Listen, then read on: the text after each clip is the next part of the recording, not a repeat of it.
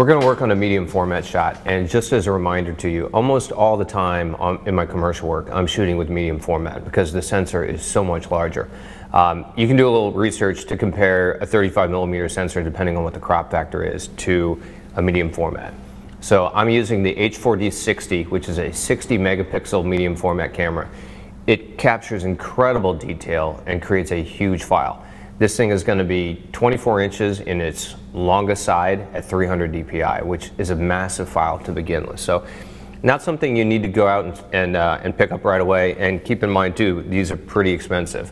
One thing I will tell you, if you're interested in stepping up to medium format, you can buy a used medium format camera for about what you would spend on a fairly high-end DSLR. So, for example, the Hasselblad H3D2, great camera, 40 megapixels. You can pick one up for a few $1,000s versus something like this, which is literally going to cost tens of thousands of dollars. It's basically like having a car sitting here on your camera stand. So, anyway, enough about the equipment and its cost. Let's just talk a little bit about approach, because I'm going to use my macro on here, which is the 120 macro. And one of the things I want to show you is the difference in the focal length that this has over a 35mm. Shallow depth of field like crazy. I'm going to have to do a lot of focus stacking and really move the barrel in a completely different manner than I would in focus stacking a 35, because the depth of field, it just falls off so quickly with medium format, which for me is one of the things I love, and it's one of my signature styles. If you look at my work, you can really tell that I've got very shallow depth of field going, and a lot of it is due to the fact that I'm using the Hasselblad with a 120 macro. One of the things that you really want to take into consideration with the medium format versus the DSLRs, particularly the brand new DSLRs, that is ISO. ISO, the sensitivity is really low. So at 100 is your sweet spot. Even going to 200, you're going to see noise pretty quickly. I would recommend that you be very aware of this fact if you're thinking of making the switch. There are some new medium format cameras out that have great ISO sensitivity, but they're brand new and they're going to be pretty expensive. So take that into consideration. Alright, so we're going to play around with a little shot here. I just got some cheeses and some olives and some grapes. I just want to create a little bit of an environmental scene. I'm probably going to use natural light again today to start with, because it's so beautiful today. And then we're going to shift gears and we're going to use a light that we haven't used yet, which is the Para 220. It is a massive, massive light. And it actually works pretty well when you get it nice and close and just kind of bring it down almost on top of the set. It gives you this kind of even raking light that goes across, which is a nice look. So we'll play around with those two things. Let's get started.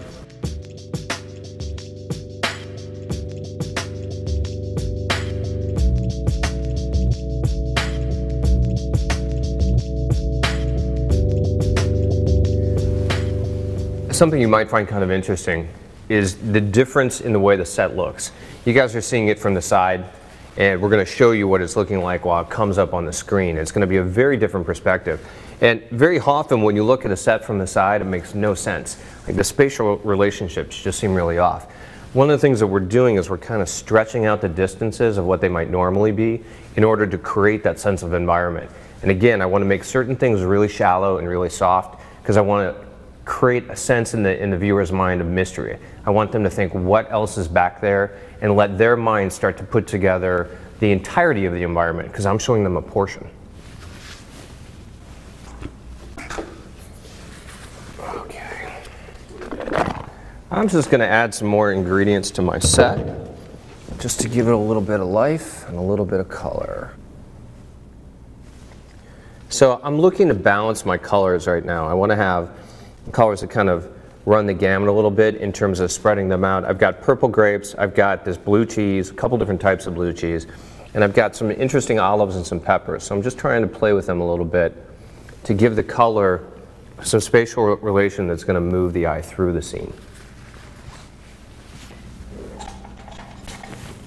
Alright, so just quickly, our set, I picked up a simple board that has some nice tone to it. It's old, it's got, you know, some marks. It has a little bit of character to it. I just wanted it to fade to black into the background.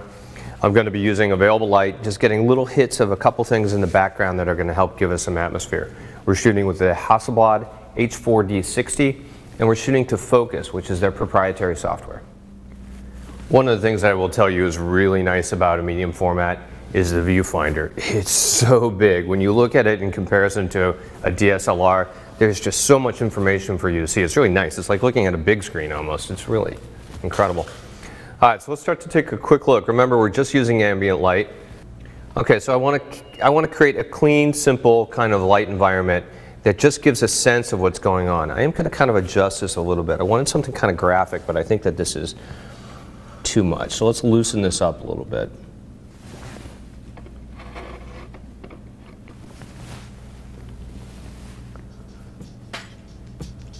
And I might want to make this feel more like daytime.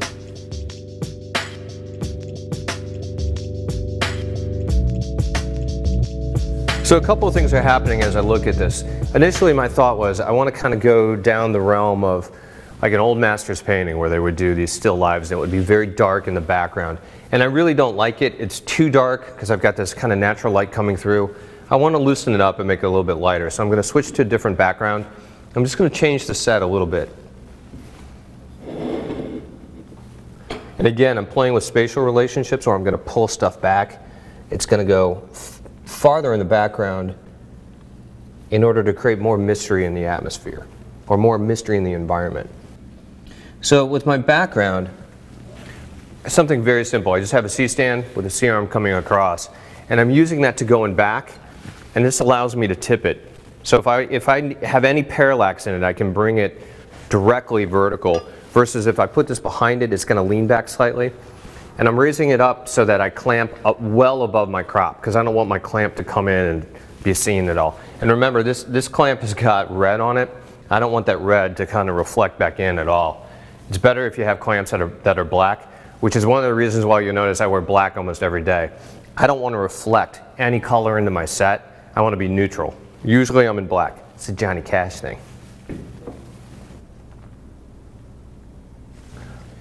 Better. Much, much better. You know, I kind of like this. So I'm missing some of the background, but I like it. I like the fact that it kind of bleeds over.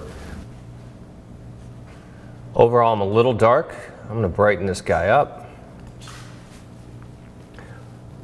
One of the things that's nice about this particular program, I can lock up my mirror. The mirror on a medium format is huge. Bam, that thing comes up. It really creates vibration if you allow that to kind of slap up. So you want to lock up your mirror if you're doing a long exposure, because you'll see incredible vibration, and you'll get a blurry image if you don't. So as always, I'm going to allow my eyes to defocus a little bit on this so I can kind of see the shape of things and decide what changes I want to make.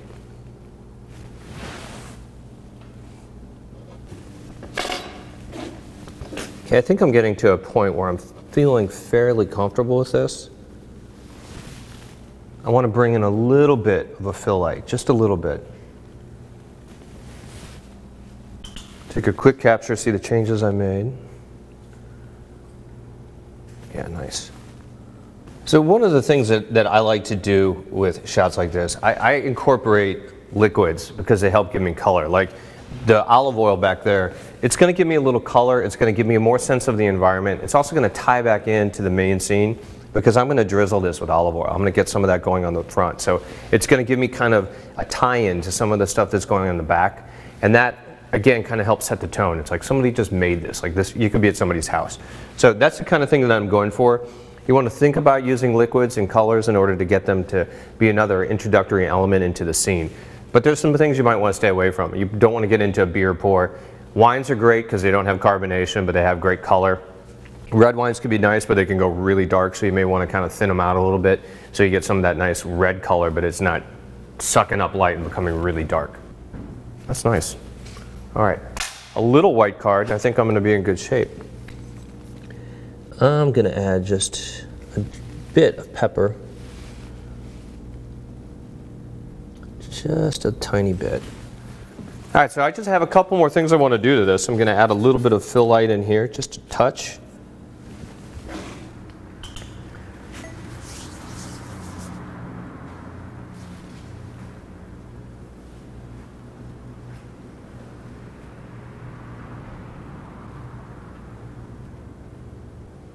You know what? I like it without it. I think it's nicer without any fill light. I don't think I need it.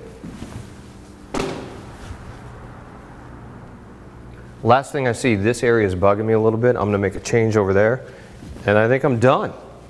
Then we'll switch to using the big Para 88 and see what it looks like with a giant modifier. And something I'd like for you to keep in mind as you're doing this, the styling that I'm doing on this is obviously just kind of loose and it's reactionary.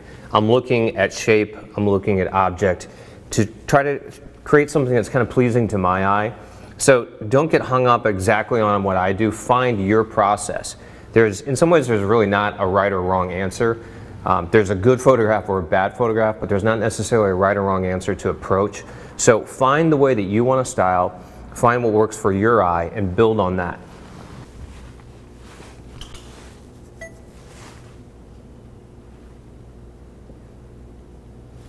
All right. I'm pretty happy with this thing. I think I'm gonna basically shoot it. Which honestly, the nice thing I've done here, I've got every one of these captured, so I've really got it. Digital is really a wonderful thing in that respect. So, yeah, I like it. I'm gonna get a dot and finger kit so I can just knock down that highlight a little bit, as I'll do as a separate exposure. I can bring that in post. I'm gonna drizzle a little bit of olive oil. Now that I have my final composition for here, I am gonna hold this card in here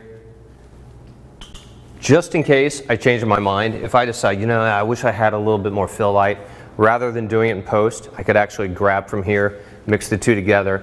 I'm giving myself options. I like thinking in that terms, like, I like this now, but what if I don't down the road? Because artists tend to change their mind. It's not bad to give yourself an option.